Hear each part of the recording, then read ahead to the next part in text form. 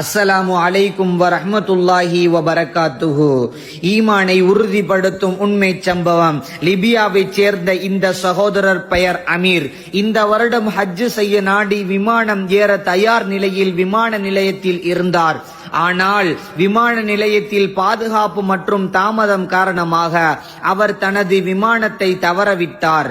விமான நிலை அதிகாரிகள் அவரிடம் சொன்னார்கள், ஒருவேளை ஹஜ் உங்களுக்காக எழுதப்படாமல் இருக்கலாம் என்று. ஆனால் அமர் உறுதியுடன் பதிலளித்தார், என் நோக்கம் ஹஜ் செய்வதே. அல்லாஹ் விரும்பினால் நான் ஹஜ் செய்வேன். அவர் மிக மன உளைச்சலுடன் அல்லாஹ்விடம் கையேந்தி பிரார்த்தித்தார், யா அல்லாஹ், நான் உன்னை பார்க்க வந்துள்ளேன், எனக்கு அனுமதி கொடு ரப்பே என்று மனம் உருகி பிரார்த்தித்தார்.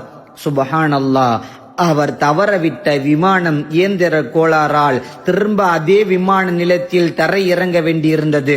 அந்த நேரத்தில் கூட விமானத்தில் பைலட் அமருக்கு உடனே வர அனுமதிக்க மறுத்துவிட்டார். விமானம் மீண்டும் அவரை விட்டு புறப்பட்டது.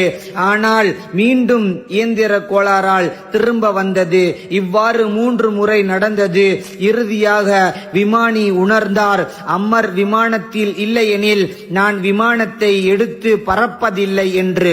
சுபஹானல்லாஹ், இறுதியில் அமர் விமானத்தில் ஏறினார். அவர் ஹஜ்ஜை அடைந்தார். சுபஹானல்லாஹ், இறுதியில் பெற வேண்டிய படிப்பனை. அல்லாஹ் உங்களுக்கு ஒரு நன்மையை செய்ய நாடினால் அதை உலகமே எதிர்த்தாலும் நிறைவேற்றி விடுவான். யாராலும் தடுக்க முடியாது. அல்லாஹ் உங்களுக்கு ஒரு தீமையை எழுதியிருந்தால் அதை உலகமே ஒன்றிருந்தாலும் அதற்கு உதவி செய்ய முடியாது. அல்லாஹுவின் அருளில் ஒருபோதும் நம்பிக்கை இழந்து விடாதீர்கள். அல்லாஹு அக்பர். Download ShareChat.